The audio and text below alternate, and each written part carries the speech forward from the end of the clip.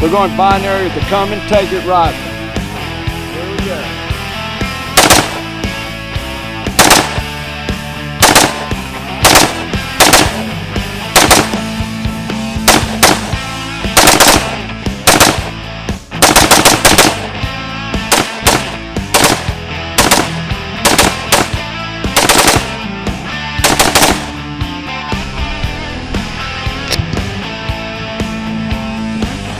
Hi again, this is Stephen Williford, the Barefoot Defender, sitting out under the shade tree on a nice hot summer day in Texas. Today I have the very big honor to interview Don Huffines. Don is a senator from the great state of Texas and running for governor. Wants to interview and let everybody out there, all my viewers, know exactly why he would be a better candidate than Greg Abbott. And I have some questions. I'll let him answer that one first. Sure, Stephen, I appreciate the question. Well, first, I am a former state senator. I lost in 18. I was senator from 14 to 18. Well, I'm a fifth generation Texan and I'm a God-fearing patriot. And I can tell you that I am, like most Republicans, we're all tired of being lied to. We're tired of broken and empty promises. And I saw firsthand what happens in the legislature when we don't have good leadership. And my campaign's all about leadership, courageous leadership. Leadership, no excuses. I've got the solutions to the issues that are affecting Texas, and I've got the courage to implement those solutions. I'm a businessman. I'm the first business guy that'll have that seat and since the early 80s. And I have a different way of looking at it than my opponent. I want to solve the issues that affect us. I'll take action and get it done and be accountable. My opponent is a 31-year career politician. You know what career politicians are always interested in preserving their career. You know, I heard a meme not long ago. It said a politician's worried about his next election. A statesman is worried about the next generation. Amen to that, Stephen. You're right. And look, Abbott's a nice guy, but he's a horrible leader. He just is. He's a political windsock. He's what I would call a rhino. Republican in name only. I mean, he doesn't believe in our party platform. He never talks about it. He doesn't implement our legislative priorities. He's just a very weak leader, and that's why my campaign's really catching on fire. And I just always ask everybody, Stephen, is the border secure? Are property taxes going down? Do we have confidence our votes aren't being stolen? And I can go all the way down the list, from term limits, education, freedom, you name it. And of course the answer is no, no, and no to all those questions. And I tell you, the campaign is just really smoking hot. We're going to win this. I've got a path to victory. He knows we're after him, and he knows I'm going to catch him. I have some questions, and these are hard questions. Okay. That will really interest my viewership. Sure. Because obviously everybody knows me as a good guy with a gun or the Barefoot Defender. So Second Amendment is up there just behind abortion for me. I'm pro-life 100%, and that's my main issue. My second is firearms and our freedoms. And the reason I believe abortion is number one is because I don't believe that we should continue to abort God's blessings, or he'll stop blessing us. God doesn't care about guns, but he does care about freedom, and he does care about life. And in so many ways, our guns will save lives. So let's get right to the gun issue. Okay. And recently, Texas just passed the Second Amendment sanctuary state. And I was down there at Capitol pushing for this. And then also, along with that, is the Suppressor Freedom Act. Yes. And what the Suppressor Freedom Act is the state of Texas now has said that they won't use any state resources or anything to prevent someone from manufacturing a suppressor made in Texas, yep, sold in Texas, and not going over any borders. You know, as long as you keep it in Texas, they're not going to use any state resources to prosecute or anything. Basically, it's legal as far as the state is concerned. Yes. But we have this little thing called the NFA, National Firearms Act. And so the federal government says that suppressors will be regulated and stamped and taxed, and you have to fill out the papers and stuff and then sign away your individual rights, saying that they can come into your home at any time and see your suppressor, and you usually have to wait 11 months to get that suppressor. The state of Texas is saying this won't happen in the state of Texas. Right. But they can't control the FBI and the ATF because they're federal law enforcement. This was a test case in Kansas. Yes. And what happened is a manufacturer started making something. The ATF raided him, shut down his business, charged him with a felony, and it went through the court system, and they said that was illegal. So I guess what my question is now, since we have done this, and I truly believe we have a case because Colorado and Oregon and California has legalized drugs, and the federal government hasn't done anything about that. So it's equal application of the law. Should say that if they can do that with drugs, we should be able to do it with a constitutionally protected item, which is a firearm, and this is a part of a firearm. So Kansas didn't stand behind the man, and he went down, it worked through the court, he got a felony charge, he can never own a firearm again. What would the state of Texas and the powers of the governor of state of Texas do to protect its citizens? Well, I appreciate that question, I really do. First, I would like to say that I am pro-life from conception to natural death, and I am for the abolition of abortion, of course. Thank you. Yes, sir. Also on the Second Amendment, I was the first state senator to file constitutional carry. I fought very hard in 2015 to get constitutional carry on the floor so we could vote on it. I was cussed at, screamed at, and had so much pushback on it, you really wouldn't imagine, you couldn't imagine it. And these are from Republicans. These are fellow Republicans. My battle on that issue was always with the Republicans. They never wanted to be accountable. They never wanted that issue to come to the floor, and they still didn't. It was only with the final push we just had. Now, I'm not in the Senate, but through the grassroots to get that done. I can tell you that most of your Republican senators are rhinos, and they would never want that legislation come up, including your lieutenant governor. And I was there, I witnessed it. They fought that bill so hard when I was there. There's no reason they changed their opinion except the grassroots, but finally we got the pressure put on them to make it happen. And look, the issue with silencers, that of course we got that so we wouldn't violate the interstate commerce provisions of the Constitution. We can get the feds off our back, and we have a right to sell and manufacture what we want in our own state, as long as we don't penetrate, go out of state. If they're obeying that law, if the manufacturers of those suppressors in Texas are not violating the law and selling it out of state, as governor, I will do everything I can to protect them and to make sure that they don't get charged. Here's the thing, we can pass like the 2A sanctuary state provision of the state of Texas that just got done. I mean, the key about all these laws that we pass in Austin, it's about enforcement and recourse. What's the recourse if somebody breaks it? How are we going to enforce it? And that's what happens so much in Austin. You get all this watered down legislation. You have people that are always trying to take the easy path. They never want to be accountable. They always want to say that, oh, well, we passed great Second Amendment bills. Oh, really? And if you really dig into it, what does it really mean?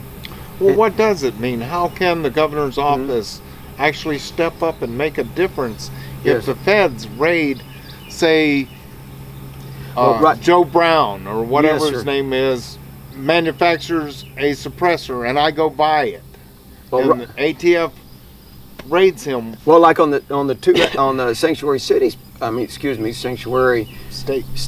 provision of the Second Amendment, it was that the municipalities would lose state funding. So they lose their funding. Well, I want to fix it so that they go to jail.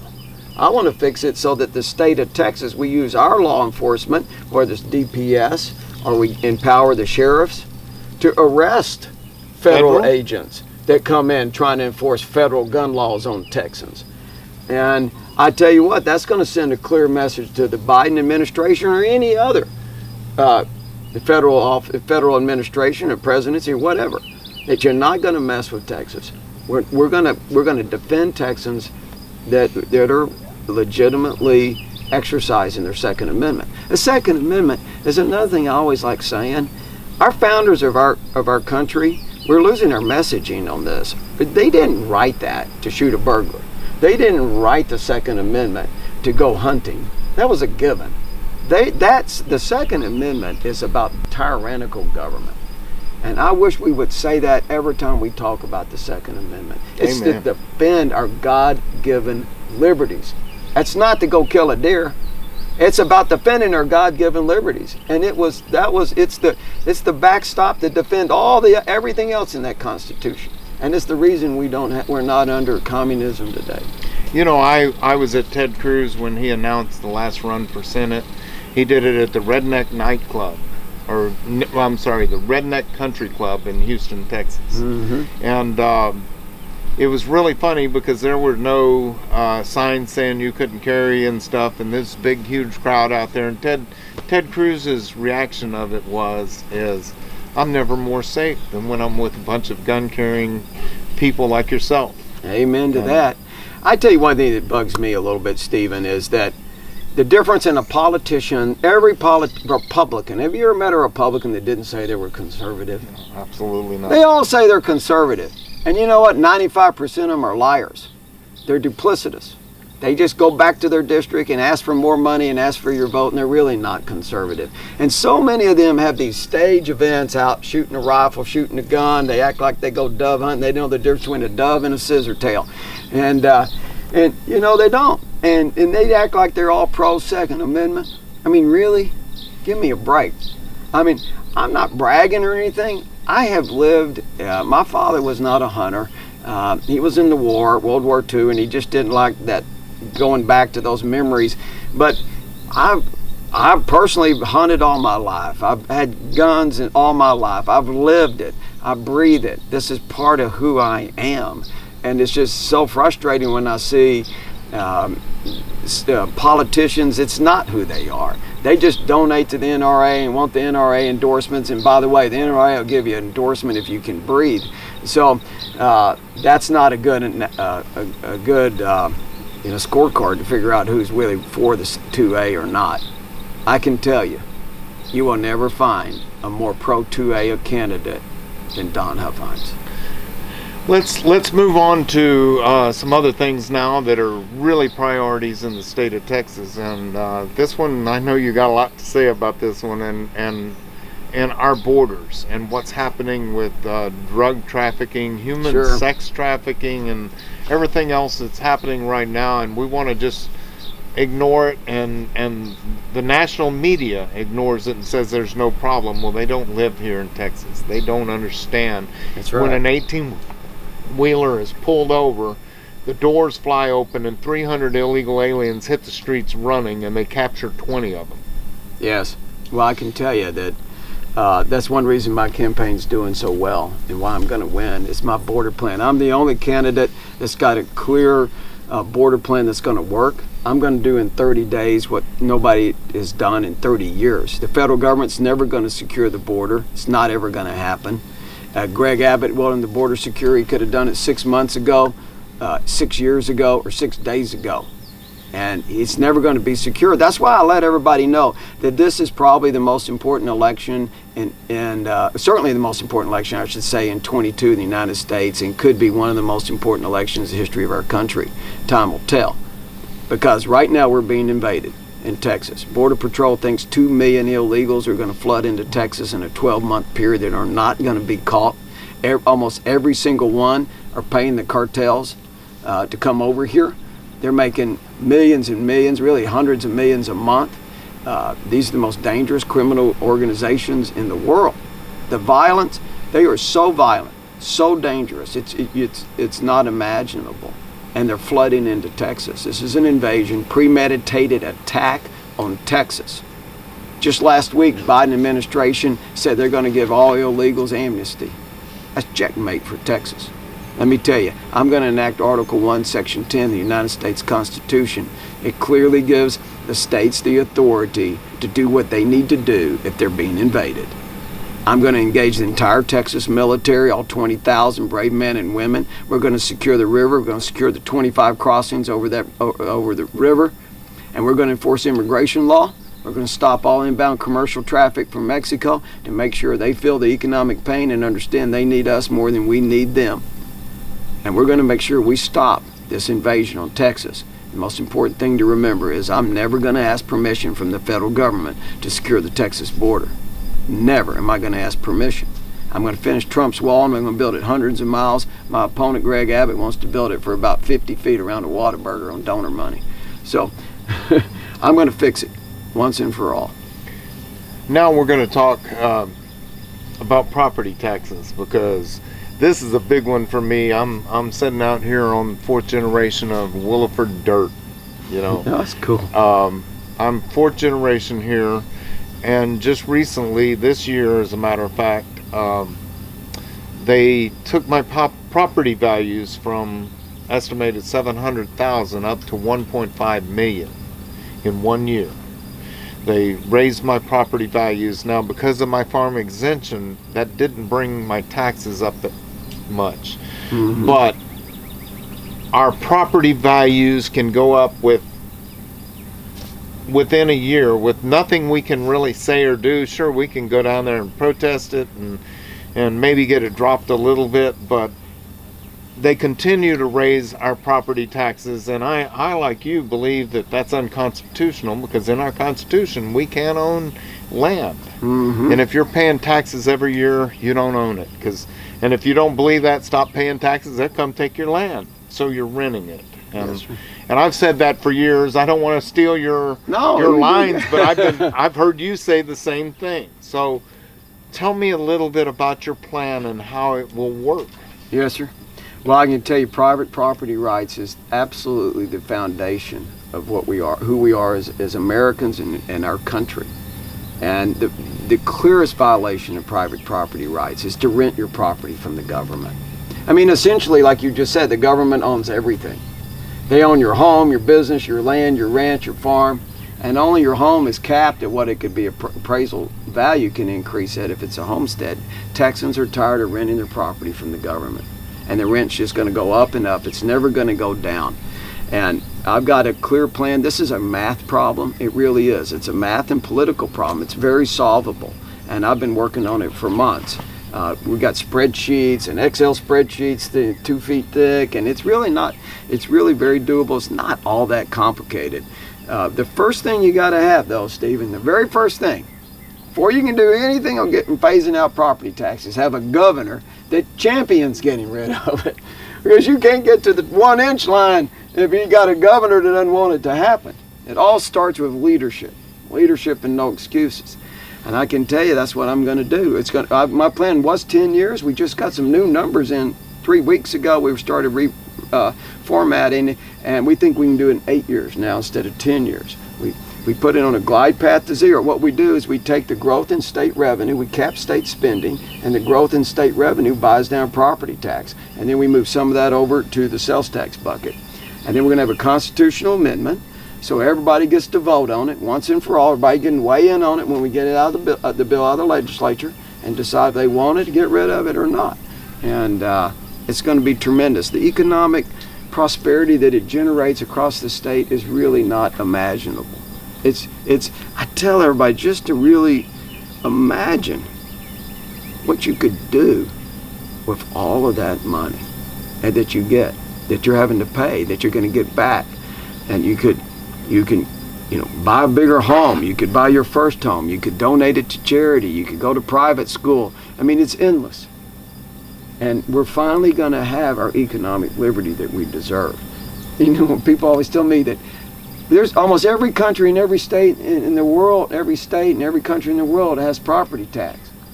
And I say, yeah. But we can be different. That's right. I said, finally, Texas is going to get its swagger back.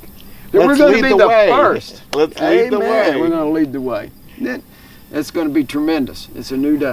I hate it when they bring up Europe and say, well, look at Europe. No one in Europe does this. And And your point is, we don't follow Europe. We don't follow anybody. In fact, this is Texas. We took England and threw them off when they were being too tyrannical, and we set up a different idea how things work. And it's time for Texas to lead the rest of the nation. Amen. It is time for Texas to lead the rest of the nation and show the rest of the nation what a true state or country should be like. Let's make the whole country that way. I tell you, that's my campaign. That's the overarching umbrella of the campaign, is to prove not just to the United States what sovereign means, what a state sovereignty really is. I'm going to prove it to the world. And we're going to be the tip of the spear. We're going to be the catalyst that changes this country. And it's time for that to happen. It's time for Texas to take the lead. It certainly is, and it's going to happen. It's going to be a new day. I want to thank you so much. I do want to ask you about your family. Oh, sure. Got any grandkids, kids? I have 5 children, 4 boys and a girl. All 4 boys are Eagle Scouts. I was Scoutmaster, and that was a good chapter of our life. We homeschooled them throughout their schooling career, make sure they were raised in a good Christian environment. We homeschooled our kids, too. There you go. And my daughter had a 4.0 GPA, Texas A&M. Wow. Woo! Good Yeah. genes. Are good parents. Well, she took after her mother. I'm okay with that. I'm Forrest Gump. I married up. I know it. Well, I know I did. Best thing ever happened to me was 34 years ago, married Mary Catherine. But I am a new grandfather. 15 months ago, and 6 months ago, and 3 weeks ago. And I got another one coming in September. So it's a new chapter in the Don Huffines and Mary Catherine Huffines life. I have 4 grandchildren now. They're all under 4 years old. Oh, great. So, yeah, coming fast, just like you. Yeah. Oh, it's a hope. You know, everybody says, oh, when you're a grandfather, you know, it's great. And they're right. I think it's important because, and the reason I ask you about your family is because people ask me why I do what I do, and it's not about me. It's not even about my wife. It's about our future. Our future is our children and our grandchildren and future generations. And I think that's important when you talk to a family man that has been there, been Texan, walked the walk, talked the talk, you know, and so. Well, I tell you that's I appreciate you saying that. I always say on the campaign trail, it's not about the messenger; it's about the message of liberty and freedom and cutting the chains of government and restoring what's been stolen from us. And look, I don't need a job. I'm only doing this job because the job's not getting done. I'm the only. I don't know if I told you this. I'm the only elected office holder in Texas history in Austin, according to the Secretary of the Senate, that never took a penny from Texas. No pay, pension, health care, per diem, reimbursements, no nothing. And because I never worked for the government, they didn't hire me. The people hired me. That's who I worked for. I'm going to do the same as governor. I'm going to work for the people and never take any money from the state for any reason. So. Well, thank you. I'm doing it for you brought something to show us today, and oh, you told me. I thought it might be a little show and tell. I just grabbed this out of the closet. This is interesting. This is my dad's knife he carried in the Battle of the Bulge in World War II, and he was an Aggie, and he was first lieutenant. It's even got his. I just grabbed it out of the closet. It's got his name, Lieutenant Huffines, and his serial number on the back. Excellent. But this is his knife, and I don't think he had to use it, but I think he came close a few times. He probably had to use it to open up. Yeah, he had to use it for a lot of things, but I'm not MREs sure it and was stuff. designed to. Well, by the time World War II came in, the bayonets weren't used as much as they were in the past. So that's for sure. Yeah. Again, thank you so much for coming out here and sitting under the shade tree and shooting with us and discussing with us. And frankly, I really like your policies, and I appreciate you. And it's going to be an interesting race. It's going to be an interesting. I truly believe that Texas is going to take back a lot of conservative. I think there's going to be a lot of kickback to what happened last year with the presidential election. I'm hoping that we take back some ground in the national race, and that the conservatives start standing up. Well, I hope so too, but I think that we have to do it with Texas. I love your, I think I've got a new name for your tree. Tree of Liberty. There you Liberty go. tree. There you go.